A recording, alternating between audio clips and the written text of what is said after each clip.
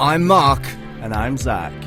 Every week, on a Saturday, in the Fab Radio International Studios, we discuss 3 of the week's comic book releases and decide if we want to pull or pass.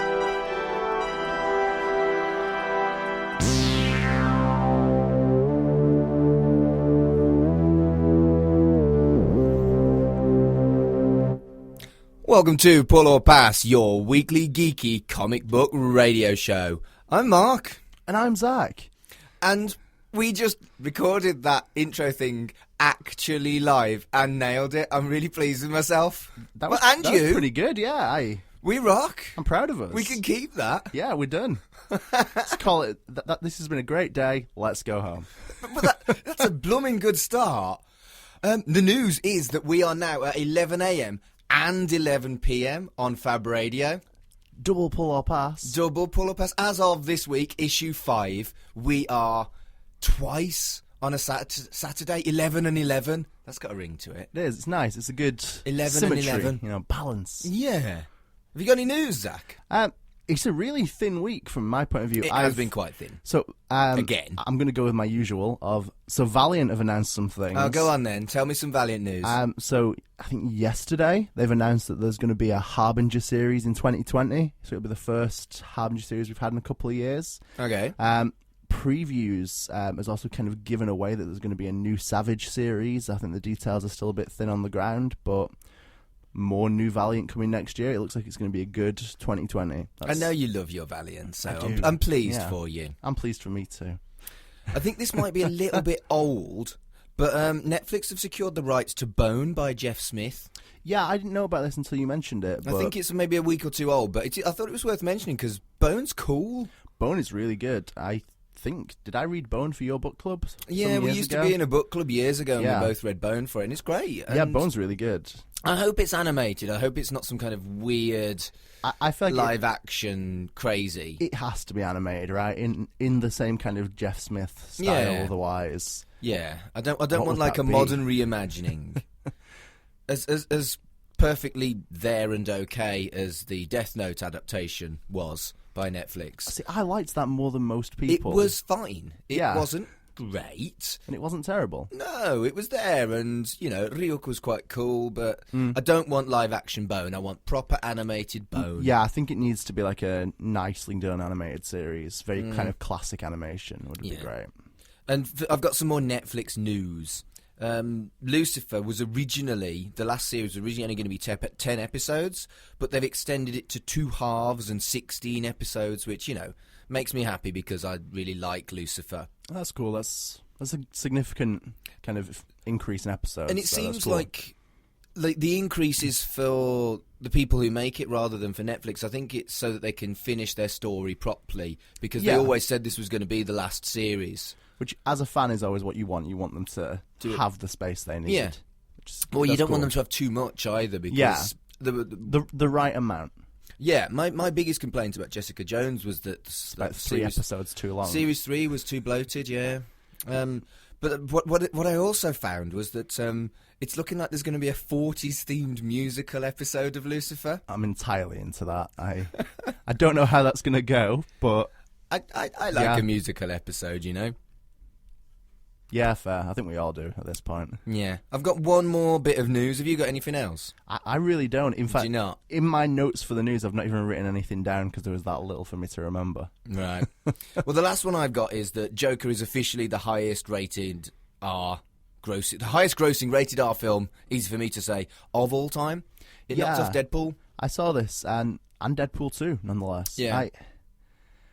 It's a weird one because I'm impressed and it's good, but on the other hand, I feel like I'm going to want to watch Deadpool a lot sooner than I'm going to want to watch Joker again. Well, yeah, it's done on cinema attendance, isn't it? Yeah, and rather than not whole amount of money made in all of ever. The crazy positive reviews for Joker are obviously going to... I have friends who do not watch comic book films who have been to see Joker. Yeah, me too. Who hated Deadpool and didn't want to see Deadpool based on the trailers, which I can't relate to at all. That's peculiar. So I guess stuff like that is a huge aid in this. It's appealed to a non-comic book audience and I think that's far more than Deadpool did. It's almost could have not... If it hadn't been the Joker and the Joker image, and it had just been Arthur Fleck, and then he called himself, let's say, the comedian, whatever. I mean, that's taken by DC as well. You know what I mean? If they'd done like something like that film, and it hadn't been the Joker, and they just cut out the Batman origin story, it would have still been an incredible, incredible film. And I think that's what's important about it. No, that's completely fair. And they're in the development stages of Joker 2, and if he signs up, it will be the first sequel that Joaquin Phoenix has ever done. Yeah, which is weird. I kind of assumed he must have done some sequel by now, but No. he does a lot of standalone films, I guess. Yeah, he's never been interested before, and we talked about it a couple of weeks ago, that he said he would like to continue the story, which is completely out of character for him. So yeah, I'm kind of curious what that would involve, but I just don't want Joker 2 to be rubbish. I feel like I don't need a second Joker. Neither do I. Maybe I'll watch it, of course. Yeah, I mean, maybe they'll prove us wrong, but I guess we'll see. It's a curious... Sorry, that was me hiccuping mid-sentence. Classic. It's a curious one. A curious one. So the last bit of news I've got is kind of for you, really, because it's your book group is running next week. Oh, God, yeah. Go on, then. Talk about your book group. Next Tuesday, that'll be Tuesday the 5th of November, at Retro Bar on Sackville Street, we will be discussing Black Science, Volume 1, whatever that's actually called, which is by Rick Remender and artist whose name escapes me right now. I don't know it. I'll remember as soon as we stop talking about it. I'm terrible with artists and writers' names. But hey. Fair. So yeah, if you're into Image Comics, you're into Black Science, come on down, let's talk about it. I really want to go, but haven't decided if I'm coming yet, because I've got a bonfire night thing on as well. Yeah, it's... What are you doing, scheduling it on bonfire night? The dates have kind of betrayed me, because I've been so happy with this first Tuesday of the month. It's right after payday. Yeah. And you know what? 9 times out of 10, it's been completely fine. This is one of, I think, 2 incidents in 3 years where it's been like, that's inconvenient. So... yeah. We'll see. Well, I might be there, but Zach will be there, so you should go. And I might be. I might not, though. I have read the book, frustratingly, before I realised it clashed with Bonfire Night and I got something else on. And that puts you at an advantage, because I've not read the book yet. You got, like, 3 days. I have days, and I will use those days. You should. So there you go. So yeah, that's us. Yeah, that's the news for this week.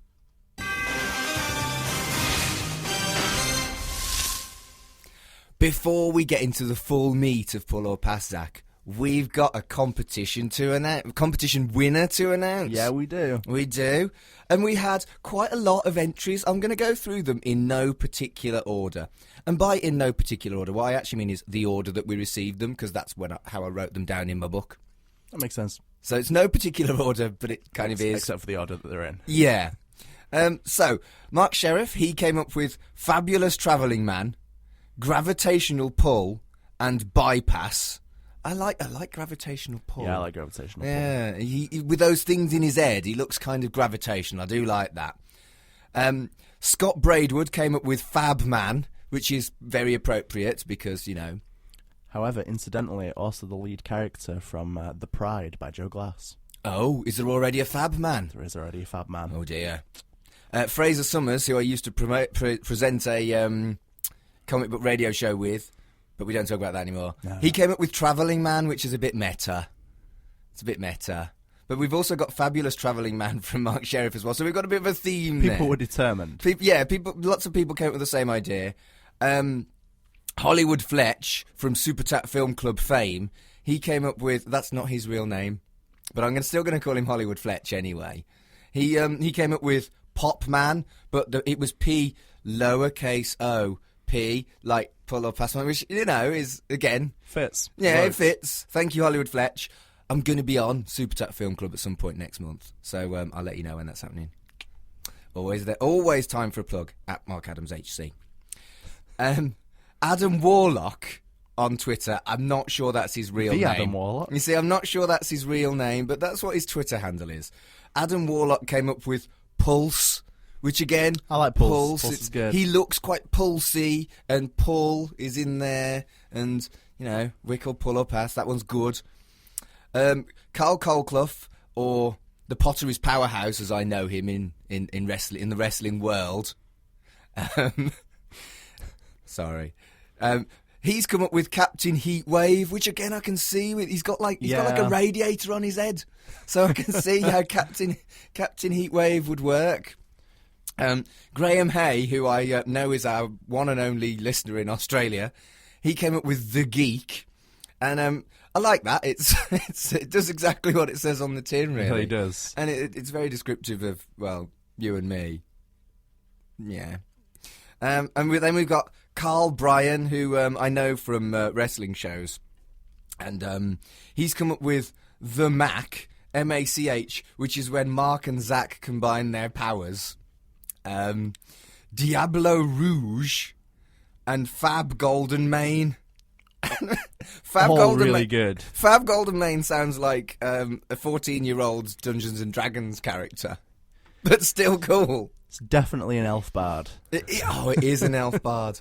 And you said something funny about Diablo Rouge on the way here. Yeah, it sounds like someone who challenged Abyss to a hardcore match in TNA about 10 years ago. It does. I could totally believe that Diablo Rouge was a guy that was about 6'8" with no talent who hit people with trays. Yeah, I definitely could.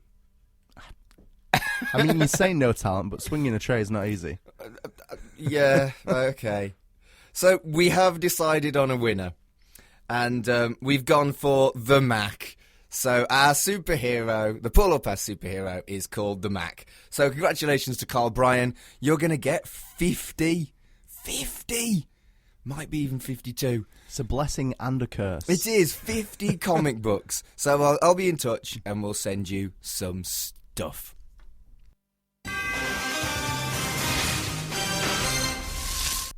Right, well, we've got 3 comics and a bonus comic if we have time. And we might have time. Who knows? We could have time. So we're going to be looking at Excalibur by Marvel, Joker, Killer Smile by DC, and Roku by Valiant. And if we have time, we were given a kind of sampler comic for the kind of... There's like a Joe Hill universe being launched. House of Hill? House of Hill, that's right, being launched by DC Black Label. And if we've got time, we will have a look at that because we were given it by Travelling Man, who sponsored this show. Zach, tell us about Travelling Man. So, Travelling Man are your weekly geekly... No. Stop, not geekly! Travelling Man are your local comic book store, providing you live in Manchester, York, Leeds or Newcastle.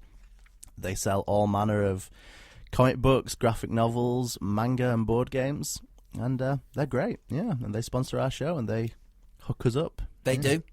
At Travelling Man UK on the Twitters. As it stands, I don't know if it's going to extend into November. They're still doing a Boom 3 for 2. And they also have their own comic book convention, Thought Bubble, coming up, which is in Harrogate on the 9th and 10th of November. And you're going to Thought Bubble, aren't you? I am on the 9th. Gosh. You'll have to tell me what it's like because I can't go because I'm busy. I've been to some of the previous ones in Leeds. It's normally a really good comic convention. There's a lot of writers and artists there. So, yeah, I'd say this is the comic convention to go to, especially if you're up north, like. Up north, like. Up north. So I'll quickly explain the concept of a pull. I have my pull at Travelling Man, and so does Zach. Essentially, a pull is a casual subscription service that's run by your local comic book store.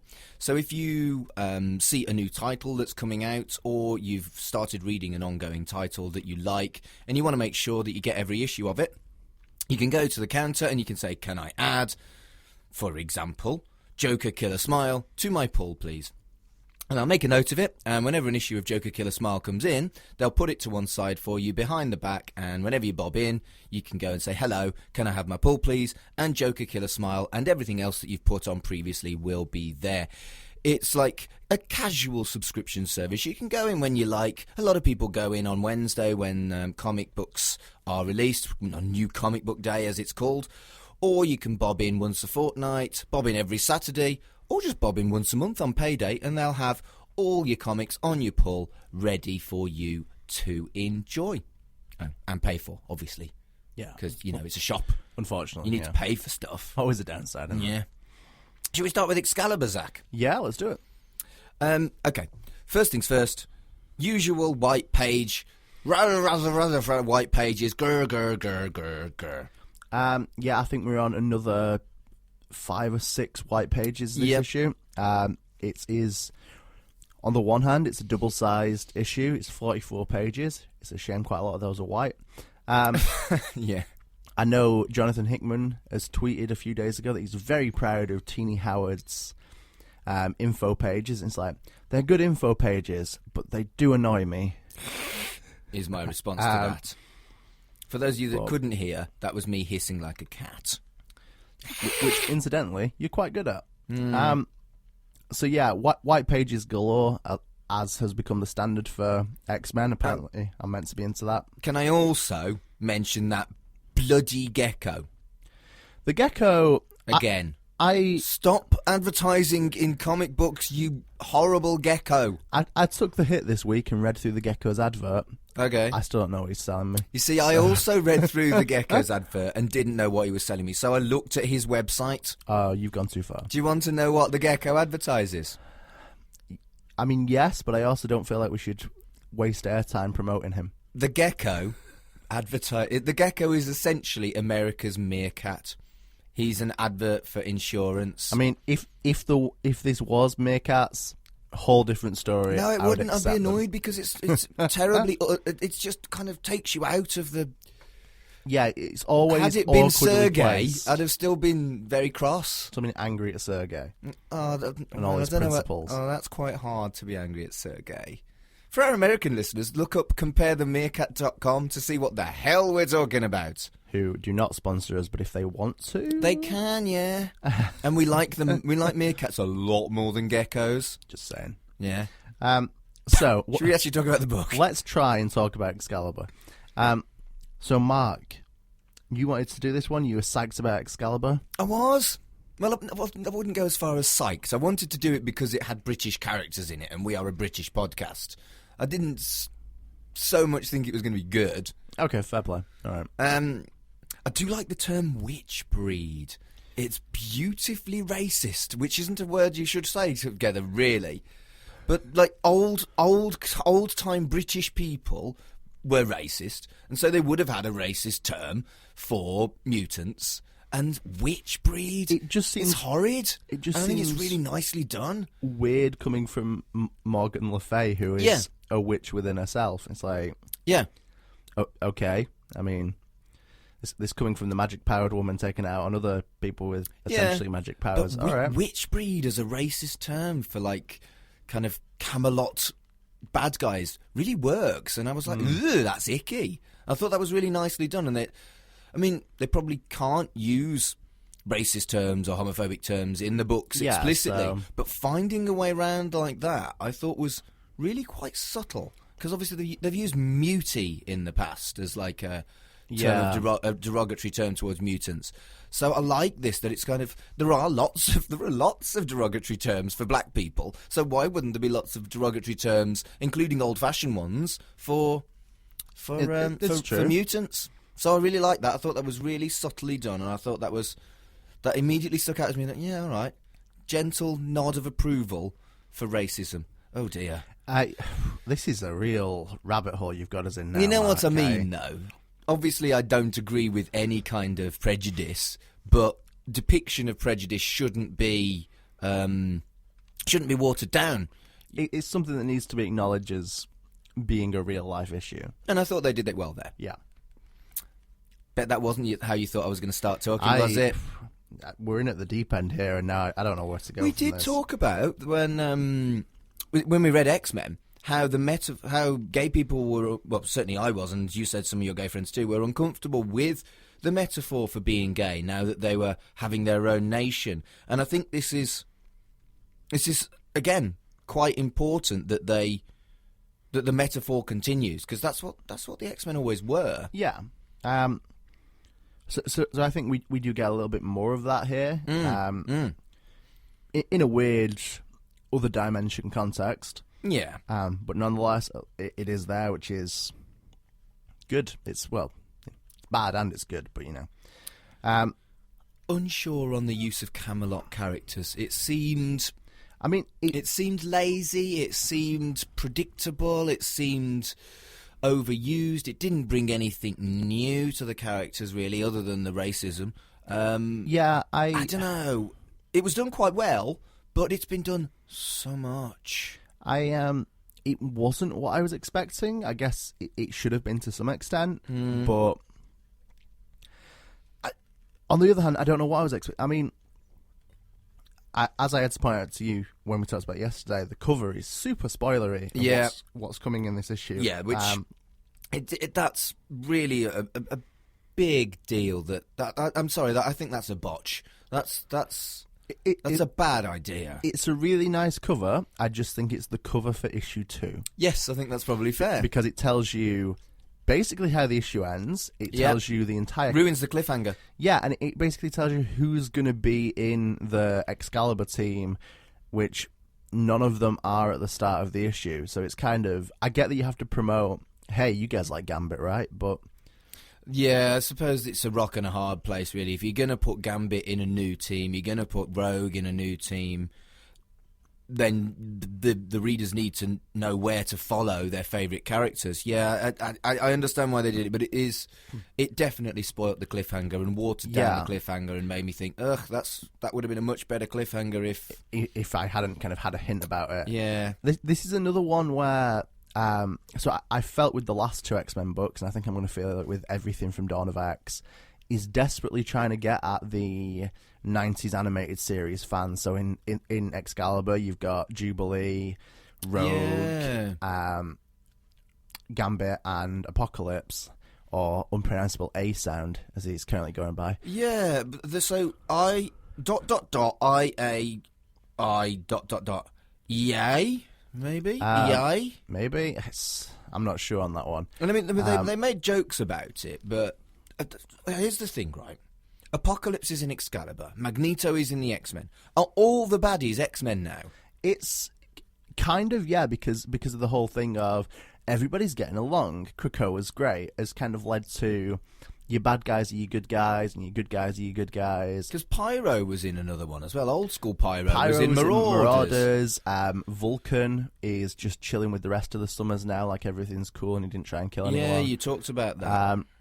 Is very... Mr. Sinister hanging around as well? I hope so. You know, you were talking about the 90s cartoon. Yeah, I am just going through the 90s cartoon bad guys. On the going back to Apocalypse rebranding as EI. Another one that this just... I'm all for you're a mutant, you can choose whatever name you want, but Golden Balls announcing that he's going by Egg now. To be fair, Golden Balls isn't a very good name either. I know, but I think if you can rebrand and change it to anything you want, Egg is not the way to go, man. I get that his powers is now that the golden balls he made were eggs all along. There was just nothing in the eggs. But, I mean, no, I say I get that. I understand that is the current state of affairs. Eggman would have been worse because, it would remind you of terrible music. Because he's the Eggman. Yeah. Cuckoo-cuckoo. Exactly. So that would be terrible. But, and also, Eggman is kind of a contradiction because, hens are girls. Nonetheless, not a fan Wait a of minute. Egg. So Egg is a man who lays eggs? No, he produces eggs from anywhere on his body. Right. So, but men don't have eggs; they have sperm.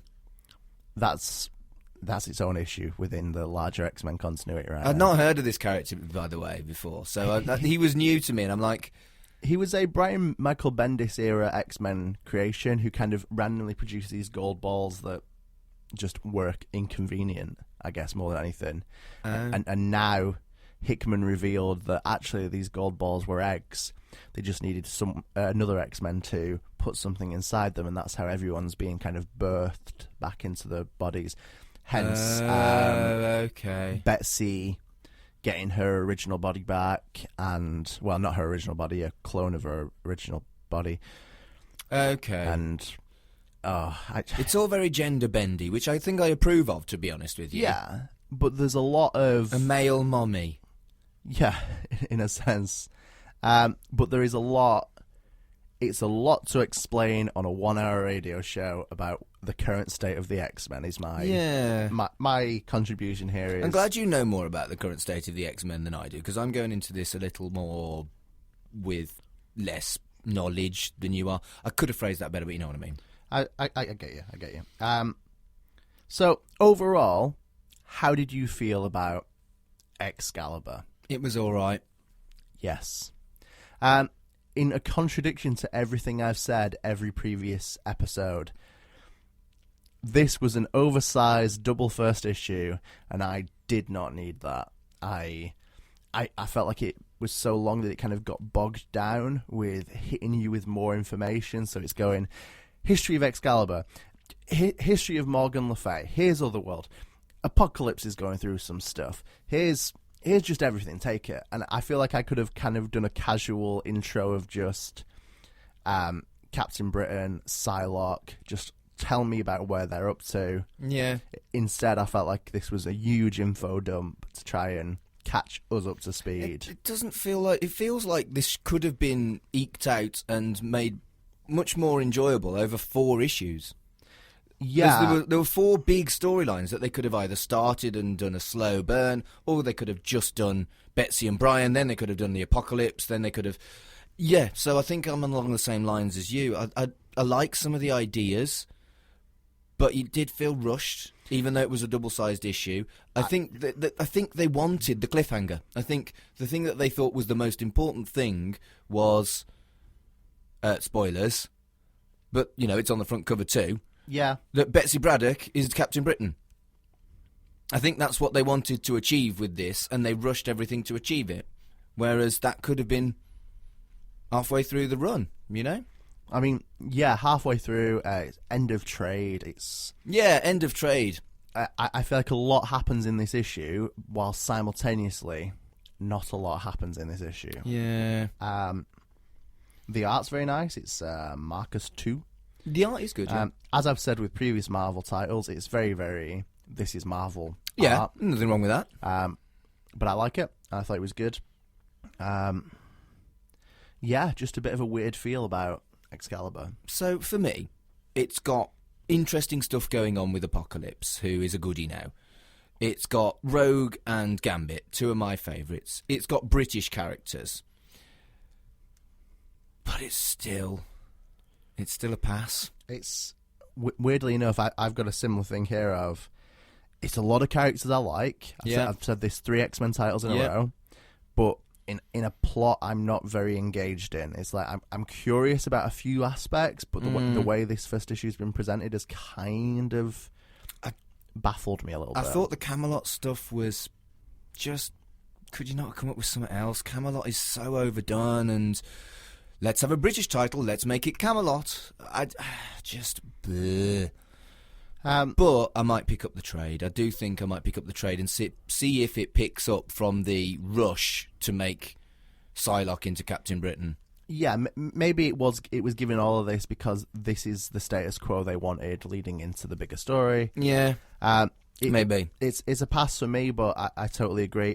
I've said it with X-Men and I said it with Marauders. Although we pulled Marauders. I pulled Marauders, yeah, because it was just so damn exciting. I think there's a very real chance that I'm going to read all of this in trade or on Marvel Unlimited just to see if my opinion changed after the first. Yeah, and I think because it's a British title, because it's British characters, because it's characters I like, I think I will give it a go, but I will give it a go on trade because it wasn't quite good enough to pull. Shall we move on? Let us to move on. Joker Killer Smile, which is by DC Black Label. Also by Jeff Lemire, Andrea Sorrentino, and Jordi Belair. Jordi Belair? Jordi Belair. Is this a story all about how his life got turned upside down? I'm going to let that one go for the greater good. Oh. What a beautiful book this was. Oh my. Yes. Oh my. So Lemire and Sorrentino have been doing Gideon Falls for Image together. The art's been great for that as well, and the writing's been great. I think that translates directly to this. It feels like they know each other, they know how to work together, and it's beautiful. Do you want to talk about the front cover? Yes, I do. The front cover is this kind of wonderfully almost pop art in a style. It is. In a sense. It reminded me a little bit of those magic eye things that were popular when I was at school, so 25 years ago. I love this cover. As my girlfriend pointed out, it does make your eyes feel weird. Oh, you see, I hadn't clocked that until she said it to me, and then I had a proper look at it, and my eyes went proper wiggy, and I was like, oh. But that's good. You're supposed to be wigged out by the Joker. He's a scary, murderous, psychopathic thing of a man. But just a really nice cover. I think it's brilliant. Interior art is really nice. So we talked about when we read Harleen, you talked about Sexy Joker. Yeah. And here we kind of get almost the opposite. This is a different look again this for the is Joker. Nasty Joker. Man, he's not looking great right now, is he? He seemed to look like the Suicide Squad Joker to me a little. Yeah, definitely a little bit. What's his name? Jared Leto. And I guess it acknowledges the truth that he looks like he's been beat up, and because he has. The Joker probably should always look like he's been beat up in Arkham, because he probably has. He probably has been beat up. Yeah. One thing that he does say that resonated with me is a very humanist thing. And, you get good humanists, you get bad humanists, you get good people of faith, you get bad people of faith. And something that I found myself very much agreeing with the Joker with was a line, life is meant to be savoured. Yes. And I very much have that attitude towards life in a very different way to the Joker, perhaps. I don't think I don't plan to savour any murder anytime soon, but it's a very humanist outlook. You only get one life. Make it feel good. Yeah, I think that's totally fair. Joker does have some nice sentiments in this, which is and I think that's surreal sentence to have to say, but here we are. You see, I think that's quite deliberate to freak you out. The Joker is supposed to be freaky, and in a lot of ways, people were saying that the film with Joker about a man who has everything thrown at him and becomes mentally ill because of it. That's a lot of people can empathise with that. Yeah, I think that's understandable. And I think this is a modern look at the Joker in a similar way to the film was. Yes, I think this has kind of got a similar tone to it. One of the things that got me... So we start with kind of nice intro dialogue, and we kind of see a lot of flashbacks to earlier Joker stories. The fish, the smiling fish to be one of them. Laughing fish, I guess, technically. Yeah. Which is from a much, much older Joker appearance. And my feeling with the first few pages that we were getting kind of a lot of familiarity with the Joker. We were seeing, Joker runs wild, Batman stops him, psychiatrist tries to get through to him in Arkham, and then you get to the pages of the dad reading the storybook. Oh, that storybook was horrid. And it immediately twists from, this is a lot of Joker things I've seen before, to, sorry, what? What's that now? That was... the book becomes the children's storybook. Yeah. For 2 pages, you turn it over and it's like you've got the children's storybook in your hand, which, considering the scale of the book as well, it's like a picture book for kids. It's like Mog the Forgetful Cat size rather than a comic book size. And you open it up and suddenly it's a children's book. And then the next page of the children's book is a really sinister children's book. The art change, it was so sinister. Oh, it was brilliant. I think so. As the issue unfolds after the children's book pages, where is kind of the psychiatrist whose name escapes me every week, I forget to write down the main characters' names, and this happens. Psychiatrist guy. Do you want me to look it up? I mean, the book's right next to you, so you got it in you. Try not to punch the desk in the process, man. I can't find it. I'm under pressure. Beard guy. He's Ben. He's Benji. Dr. Ben. Or Benji, as the Joker calls him. I don't think he wants to be called Benji. No one does. Dr. Ben. As we follow up with him, like at home, and it gets quite creepy and sinister, we've got a lot of good tension building things. There's the repeated sound throughout of like scratching, from which starts as writing, and then that's repeated later on. Some dialogue from the children's book repeated. It goes from kind of very placid, you know who the Joker is, you know how this story starts, to, yes, this is sinister and tense, and just becomes a very kind of expertly written suspense story in the blink of an eye, almost. It's a horror comic. It becomes a horror comic, but almost from out of nowhere, in a sense. It's just suddenly happening, and it's so well done. I mean, it's not a shocker that I liked a Jeff Lemire comic. Well, me neither. I mean, we both kind of drool over everything that Jeff Lemire puts out, but that's because he's bloody brilliant. Yeah, and so he's done bits of DC and Marvel, and obviously his indie stuff I think is far more celebrated. I love his indie stuff.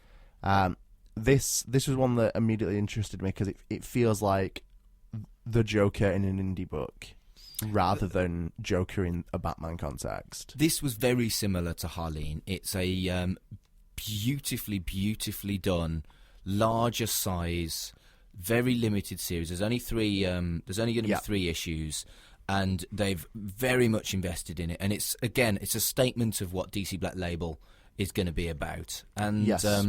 For me, it's 2 for 2 on 2 for 2. Yeah, Black Label has just impressed me a lot. As much as I bemoaned and mourned the loss of Vertigo, I don't really see the difference. Yeah, this seems to be just Vertigo with a new name. That's I think between Black Label and Young Animal, they've kind of picked up the Vertigo slack, who have been putting out less and less titles every year anyway. So. Which, I don't understand why this isn't a Vertigo title. Like, this should have been a Vertigo title. They didn't need the rebrand, but I don't care because it's fantastic. So I'm gonna go first with this one and say, so this is a pull for Zach. Yeah, this is a pull for Mark, without a shadow of a doubt. So, yeah, Joker Killer Smile, double pull. Double pull. I think it's our second double pull. Well, the first double pull was a Black Label title as well. It was Harleen. Yep, fair. To be fair, though, I didn't actually pull that. I said I'd pull it, and then I pulled it instead. And I decided to read yours. Maybe I should buy this, and you can read mine. But in theory, it's a double pull. Double pull. Double pull. Double. Okay, so we will move on to Roku by Valiant. Yes, Roku. So, for me, I had no idea who the character was. I put it on the list because it was a number 1, and you confirmed you wanted it on the list because it was Valiant. And quite the intro. It was very much, here's your main protagonist. She is a murderer with knife hair. Enjoy. Yeah, basically. The first few pages were great establishments, and it was like, okay, this is what we got. Good. Yeah, this feels like a 90s action film entirely.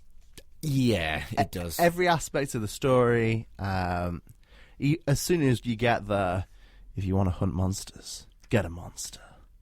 Yeah, I think you've got it's a bit cliched, but it's still good. Which it's not a bad thing. We had Valiant in the 90s, and I think this is kind of a modernized feel. I think even the art style here feels very 90s comic-esque. I mean, good 90s comic-esque in a way, but it's a bit of a weird one. Yeah, it's very 90s, very knife hair. Yeah, it did feel very 90s. So Valiant's been a weird one. So there was a kind of change of ownership last year, and post that change, it's all felt a bit disconnected as a universe and a bit more 90s, whereas previously it was feeling very kind of smooth and everything tied together, but in a casual kind of way. And yeah, I think so at the moment, the miniseries we've been getting, so like Roku and Cullen Bunn wrote Punk Mambo, which the trade came out for yesterday, what day are we on? Came out this week. Yeah. So because of that, I think we're getting these more like one-shot, stylized 6 issues and done kind of deals. Is this a 6 issue, but then anything? I think it's meant to be 6 issues. Limited, okay. So we've been getting a lot of Valiant miniseries, which we've always had, but now I feel like stylistically we've gone a little bit more retro feeling with them. Perhaps that's just me, but because you order everything by Valiant, what I did like was that they reward their regular readers, and if you pre-order it, you get extra stuff. It was just stuff that I thought it was quite similar to the extras that you would get in the back of a trade. Yeah, but very similar. That's still pretty cool that if you pre-order it, you get a bit of extra stuff compared to the people who just pull it off the shelf. I think that's a really nice idea, that. Yeah, Valiant are the only company I've come across that seems to do that, so you kind of get a different cover and you get a big chunk of, well, not a big chunk, but at least a few pages of concept art and like, commentary and... Yeah. Yeah, which was nice. Always awkwardly placed, and obviously it's due to printing that it ends up being in the middle of the book. But yeah, of course, like a pull-out segment. Yeah, I always think it would be nice if this was in the back like a trade, but I get why it's in the middle, and it's a nice thing to have sometimes. It's like the G2. I don't know what that is, but for goodness sake, it's the pull-out supplement in the Guardian. Oh. I was making a reference to the fact that I'm a Guardian reader. I'm so obviously a Guardian reader. You very much are, actually, yeah. Bloody hell, Zach. If you have to explain it, it's not funny. Nothing's funny anymore. Wow, that was bleak. So... and you've been reading too much Joker, close, mate. Roll credits, we're done. Wow. I've lost all sense of thought. So can I have a moan?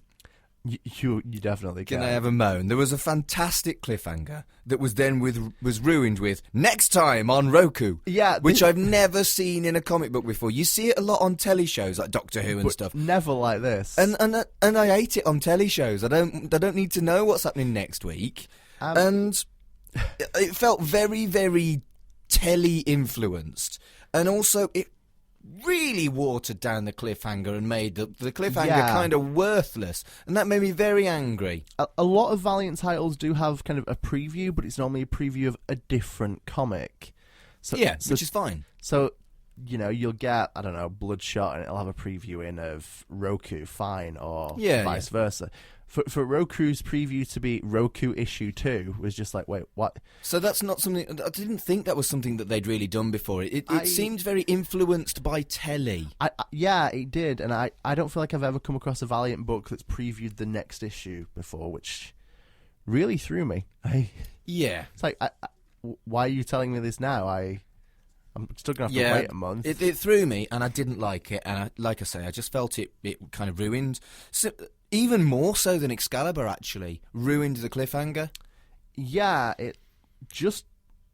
I don't know, it just came from out of nowhere that it's like, here's next issue. It's like, why? Why now? Did they just run out? Did they just run out of stuff to put in this issue, so just gave us 3 pages from next issue, or what? But it's like, you could have previewed, I don't know, we've got... anything. Yeah, there's so many other Valiant titles coming out right now. You could have previewed literally any Valiant book. Concept art or some alternative cover, anything but that. Yeah, it just felt like, here's your cliffhanger. What in the blue blazes were they thinking about?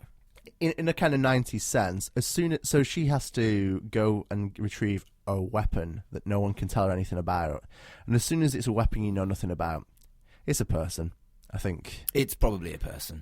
So that is kind of where this whole cliffhanger is heading, and then the mystery is gone immediately because they just tell you. Super weird for me, but it's a weird first issue. But I think because of that, it's got a very solid 90s action feel, and then the ending is almost a bit like, wait, what? Yeah. So it was perfectly fine, ruined by its ending, but it was perfectly fine up to that point. Even if they hadn't done the weird thing with the next time, I still think it would have been a pass. There was nothing bad about it for me, but there was nothing that made me go, I must have this title. And I've said it 100 times, it needs to be something exceptional for me to put it on my pull these days, because I'm skint, my pull's massive, and this definitely wasn't enough for me. This is a particularly awkward one for Zach, because as the pre-order edition might suggest, I've already pulled. Oh, of course, yeah. I've already pulled Roku, and I do like the character. So she's kind of a ninjak villain largely, and we've always got kind of tiny bites of who she is and really brief glimpses at the character. So I was kind of going off this kind of badass, assassin woman. She's very cool. Her powers are cool. Killer hair, win. Weird psychic, stabby knife hair, influencing. psychic lady. But Yes. she looks cool. I think there's a lot of intrigue there. I know more of her history than I'm guessing you do. Yeah. So I'm kind of. I was interested on that sense. I'm still interested to see where this will go, and I do like Cullen Bunn's writing on occasion. I think he's written some books I really like, and some books I'm not a huge fan of. I wasn't a big fan of his Deadpool and stuff like that, but I'm kind of curious enough that I'm going to stick with it, and I have to. Would you? I mean, if you hadn't pre-ordered it, would you have pulled it anyway? Possibly not. Gosh. I think so Matt Kint created the character for his Ninjak run, and I just feel like the way he was writing the character was far more kind of mysterious and doing the whole kind of Wolverine thing of people know Roku, but does Roku know them, and what does she remember? And I think as an intriguing kind of on and off appearing character, that kind of works for her. I feel like I'm worried we're going to get too much information on the character, and it's going to almost have a counteractive effect on how interesting she is. And I like that Valiant are doing more and more female-led books. I think that's a really positive thing. And so we've had Livewire, we had Punk Mambo, we've got Roku. Words are hard today. I say that every week, I think. So I'm really enthusiastic about that, and I want to see more kind of female characters featured. I just worry that maybe Roku is a character that, when used in moderation, is more interesting and has more kind of mystery and intrigue, and that's a positive for that kind of character. You never want to know too much about your mysterious knife hair assassin. No, I suppose not. So there you go. That was Pull or Pass for this week. Yeah. We haven't got time to do...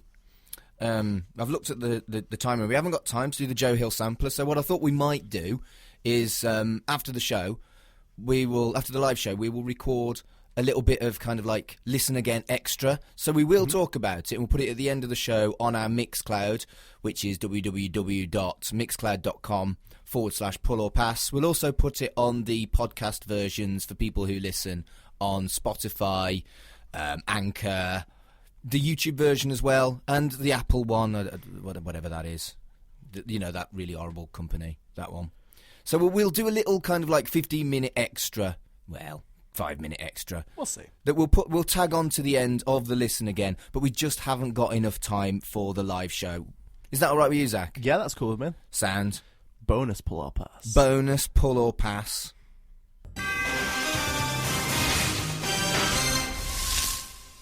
We've got about 1 minute to discuss what we're doing next week, so I'm just going to tell you. We're doing Yondu 1 by Marvel, Legion of Superheroes 1 by DC, and Undiscovered 1 by Image, and we had a game because there are lots and lots of really, really cool issues being launched next week. I mean, this has been a good week for It was tough. And next week is a good week for new comics. comics. We did struggle, and we ended up flipping a coin over what we wanted to do for DC. It's been a close one. So, it's an interesting week, and we might see if we can do some honourable mentions or something next week, depending. Indeed.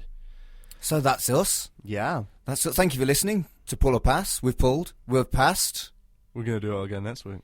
And we'll see you then.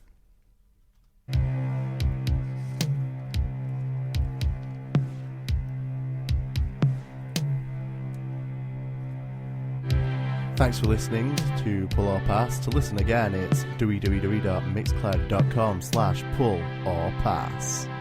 Or you can listen to the podcast version on Spotify, Anchor, YouTube, and all other good podcast sites.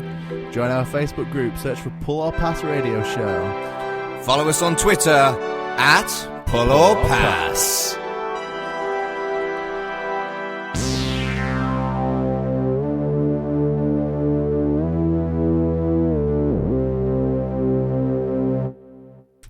Hello and welcome to bonus stuff. We need a catchy name for if we do bonus stuff. I mean, I'm always going to run with Pull or Pass After Dark. Welcome to Pull or Pass After Dark. Yeah.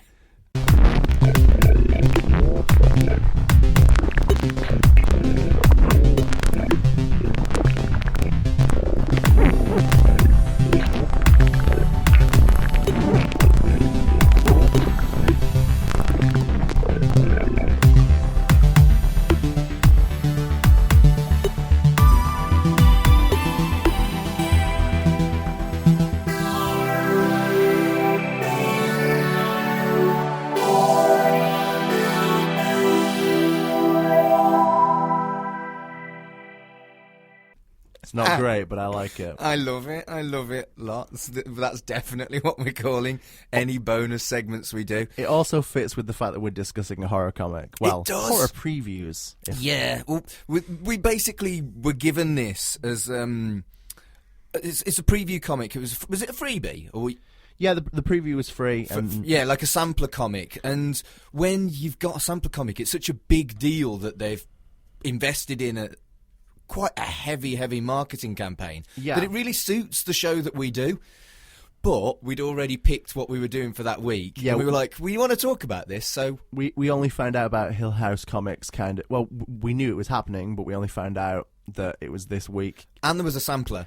And it would have been nice to have a little bit more of an advance on the sampler, and then we would have been able to prep accordingly. Yeah, but to me, samplers seems to be perfect for our show because the whole point is is trying new comics or new storylines and seeing if we like it and whether we want to read more of it. So we really wanted to do this, and perhaps if we hadn't had the competition on the show this week, we might have been able to kind of nudge it in, slice it in somewhere. But there's no reason why Fab Radio let us use their recording studio. There's no reason why we couldn't do this as a little add-on for people who listen to the Listen Again, and there's no reason why people couldn't skip the show if they'd listen to it live as well. So, hello, welcome to Pull or Pass After Dark. Yeah. So, we'll be discussing Hill House Comics from Joe Hill and Black Label DC. So Black Label are doing so well, Zach. I love me some Black Label. Everything we've read, I think we've liked so far. Yeah. So Joe Hill is, famous for Lock and Key, Horns. Oh, Lock and Key is so good. Nosferatu is so good. And the audiobook of Nosferatu as well. What was that? He does the Cape as well, I think. Yes. That's Joe Hill. The audio, I read Nosferatu on audio, and it's read by Jane Mulgrew, who was the captain in Voyager. Yes. Is it Jane Mulgrew? Wait, are we merging it because she's Janeway? Oh, Kate Mulgrew. There we go. Kate Mulgrew is sublime as an audiobook reader. She's brilliant. So Nosferatu on audio, get listening to that if you like horror, because it was great. But the film Horns with Harry Potter. Was it Harry Potter? Yeah, Daniel Radcliffe. Harry Potter was in it, and that was great. I enjoyed that. And Lock and Key is just a masterpiece.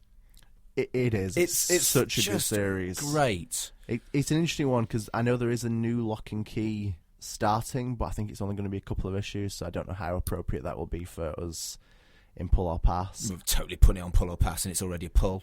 There's a very good chance it was this week. Probably shouldn't put it on Pull or Pass, really, because it's almost an inevitable We both pull love for me. Lock and Key, so spoilers, we're probably going to like it. Did I dream it, or is Joe Hill Stephen King's son? He is, yeah. I think, much like Stephen King decided to be Richard Bachman for a bit to prove that he was a good writer and not just successful because of his name, I think he advised his son to not be, Joe Controversial King. opinion. And Joe Hill is much better than Stephen King.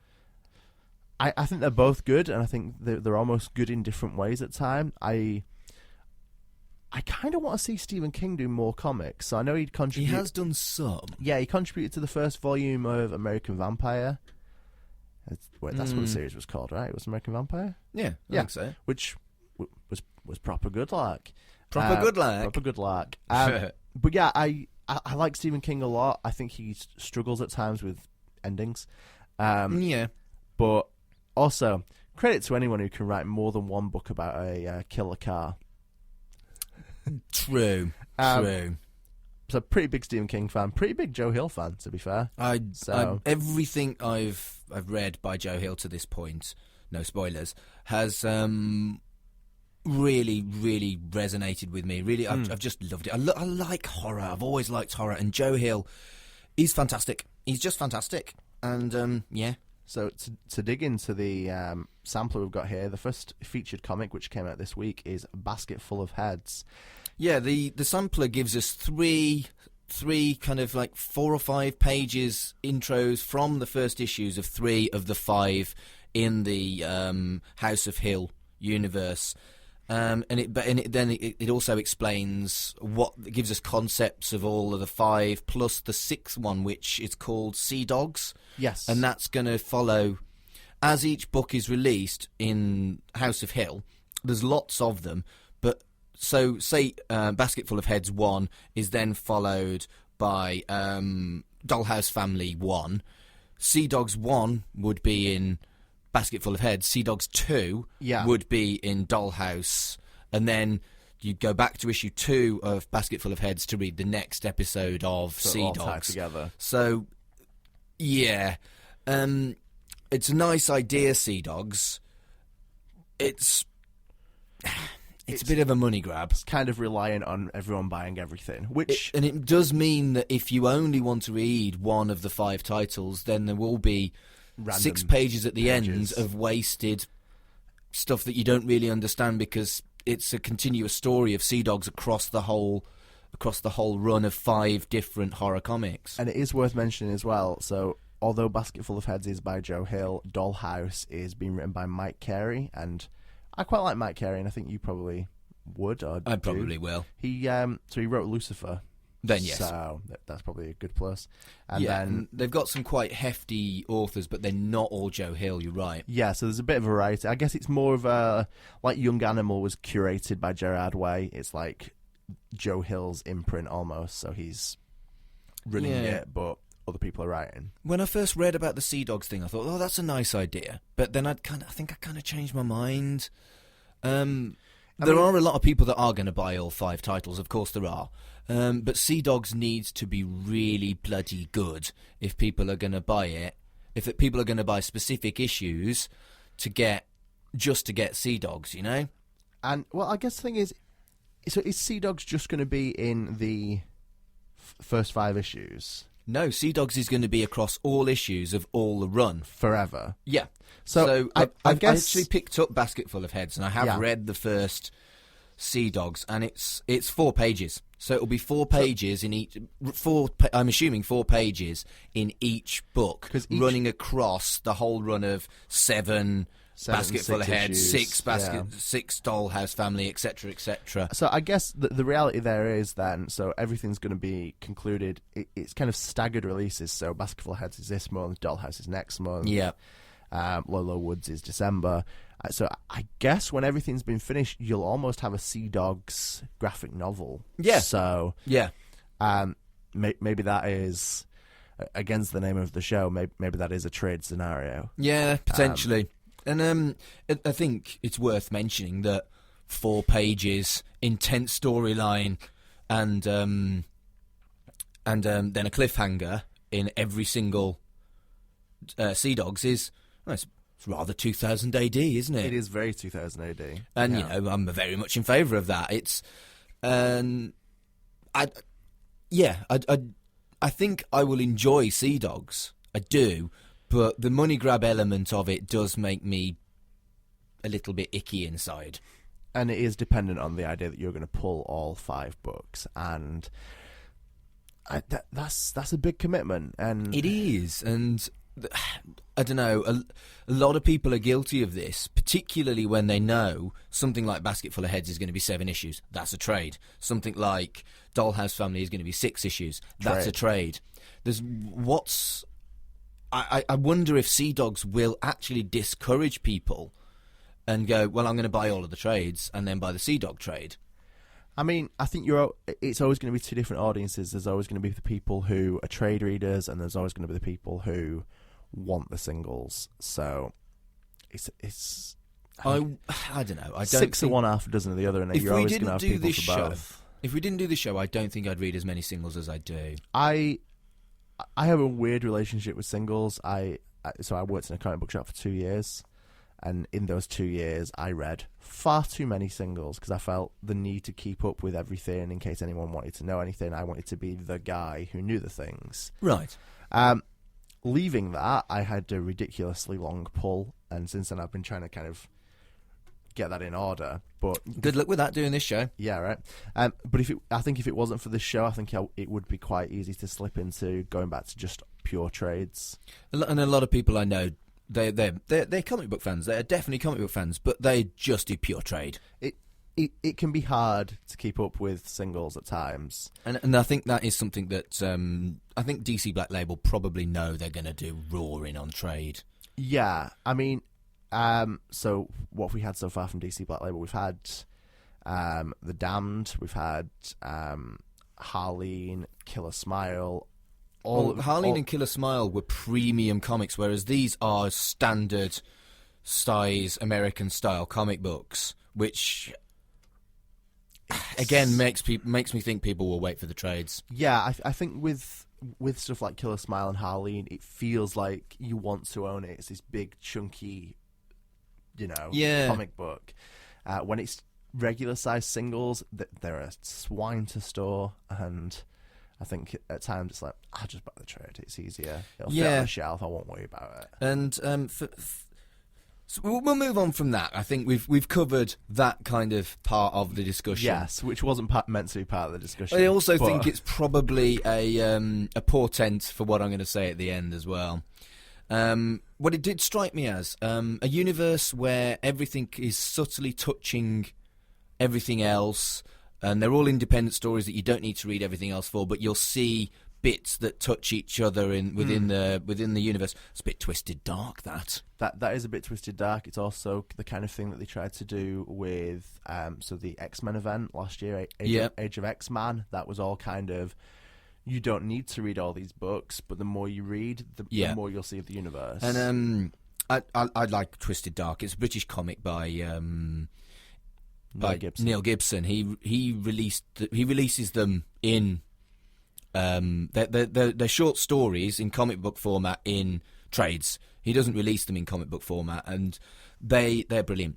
They are brilliant, and I love horror comics, so of course I was going to read something like Twisted Dark. This sampler, I was like, why have you only done 3 of the 5? Yeah, it's a bit of a weird one. I mean, there's a chance with it being quite a while. I mean, we've got a series in January, a series in February. Maybe they're just not ready yet. Maybe. The 3 we get, so the first one is Basket Full of Heads. Killers have come to Brody Island. Heads are going to roll. Well, I bought the first issue of Basket Full of Heads, and I've read it. And the first thing I'll point out is that the 4 or 5 pages of the preview that you get has actually got bits cut. Yeah, there's like pieces missing. There's a sex scene that's cut, and there's more characterization on the 2 people in the car that are cut. Okay, and it benefits. I'm not sure how much I'd have liked Basket Full of Heads had I just read the preview rather than buy the full comic and then read that. My opinion of Basket Full of Heads is slightly different having read the first issue compared to having read the preview. Yeah. I mean, I've only read the preview of this. It did feel like it had been edited and was a bit choppy, so yeah. I assumed something had been taken out. I wasn't sure what. I am interested to read the full series, so I'm probably going to borrow that off of you. You can do that. But it's an interesting, small town premise. Seems to be what we're getting here. It's kind of almost classic horror in its setting, which I'm into. I have no problem with that. No, absolutely. Love a good classic horror, I guess. Yeah. Is probably evident from the way we talk about horror all the time. Yeah. So, I don't even know how to describe Basket Full of Heads then. Please, say words. Well, there's a young cop, and he's got a girl, and it's all very kind of setting up the scenario for horrible, horrible things to happen. And, the cliffhanger at the end of the book itself is so pulpy horror. It made me smile. It really, really made me smile. It's a slow burner, the first issue, and I think even the preview kind of gives you an element of showing you that it's a slow burner. Build up the tension. Oh, there's the cliffhanger. Oh my goodness. Yeah, I think that's the kind of feel you get from even the 5-page preview. Yeah. 4 pages. 5. I can confirm 5 based on my counting. And it wasn't my favourite of the 3 previews, but I did really enjoy the comic when I bought it. My favourite of the 3 previews was Dollhouse Family. which conveniently is next. I know. So, the Dollhouse Family, playtime never ends. Mate, creepy doll stuff is my jam. I love creepy doll stuff. I guess the thing that I immediately think of with this, so we've kind of got the small miniature family in the dollhouse. Oh, it's well good. This might not be your generation, but we'll see. Did you ever see the Goosebumps TV show? I'm a little bit too old for that. I read Point Horror, which was written by Okay. R.L. Stein, which was young adult rather than kind of like 10-year-olds. Yeah. So I know R.L. Stein from Point Horror books, but I didn't really... I was too old for Goosebumps. Well, there's a bit in the Goosebumps TV series with an entire town that's like a model, and Right. people getting shrunk down into that town, and this is immediately what I thought of, because that's immediately what I always think of. There's no original ideas anymore. I didn't know about that, but it does sound very R.L. Stein. That's also in Beetlejuice. So. Yeah, true. Beetlejuice. But yeah, I really liked this. It was so creepy. It was icky. There's something about dolls that's just great for horror. And I like the premise of her being able... Yeah, it was great. It was great. Definitely really looking forward to reading Dollhouse. Yeah, Dollhouse Family does look really good. Real creepy, let's be honest. Yeah. Like... kind of proper wig you out horror. Good times. I guess what's curious about the preview as well is this all sliced up and we're missing bits? I know. Or which means there's more ick. we won't know until next month. No. But, No, we won't. I do like how well timed this has been and that it's horror starting at Halloween. Yeah. I think it's good that it's staggered as well, so we're going to get ongoing horror from Hill House rather than be all horror up front. Yeah. Yeah, it's good. Dollhouse Family does look good. I'm intrigued. Yeah. Creepy dolls are creepy. They are. You are welcome for that little soundbite. We'll be Sweet. using that again, I'm sure. Shall we talk about Lolo Woods? If growing up doesn't kill them, that sound will. That's a terrible line, but the concept is fantastic. It's creepy as hell. Of the previews, I think this might actually be my favourite. Okay. Not entirely sure why. It's weird. It's disjointed. It's interesting. Yeah, it's a real kind of like moment. I think what's going on. I think yeah. The tidbit that we got in the 5 pages was fine, but the concept definitely has me. Even when I didn't need to read the sampler, I just needed to read the concept. A paragraph explaining what happens at the start to be interested in the Lolo Woods, and I still am. It looks great. Yeah, it looks like a really good... I think the paragraph does help, but I think the actual preview pages, I quite like the art. It's a little, I guess, less conventional. Yeah, in a the art's sense. nice. Yeah, I'm interested. Good job, Joe Hill. You've picked some quality writers. Yeah, he has. And some good artists to do some weird and wonderful looking horror. Yeah. So, I like me some horror. let's discuss whether we're going to pull or pass. And for me, it's a complex one. I'm either going to pull the entire run so that I can read Sea Dogs, or I'm going to pull none of it and buy the trades. I just haven't decided what I'm going to do yet. What are your thoughts, Zach? I actually think it's a little bit hard to judge based just on the previews, especially now we know that obviously Basket Full of Heads has been presented differently in singles, in the single than the preview is. I feel like it could be a trade one. I mean, I guess we'll see in a month's time when Dollhouse Family comes up. I am a very impatient man. Yes. So maybe you'll end up pulling them all. Who knows? well, I've bought Basket Full of Heads, and I am going to buy Dollhouse Family when that comes out. And so I'll have the first 2 Sea Dogs as well. Yeah. So I'll definitely have an idea of whether or not I want to read Sea Dogs or not. And I think that will influence my decision on whether or not I'm going to pull all 5 or I'm going to wait for trades. I think one of the things as well is, so if, depending on the week and what DC are putting out that week, it could be that we end up reading all 5 of these titles as the number ones come out. That's true. Obviously, we don't really know until the week. No, we a couple of weeks before and what we're going to do. Oh yeah, it's tough to predict what we're going to read on this show, and that's cool. We tend to have a manic Monday, don't we? Yeah, well, we panic. What are we going to read? But I think it's because we're trying to always get a good spread of.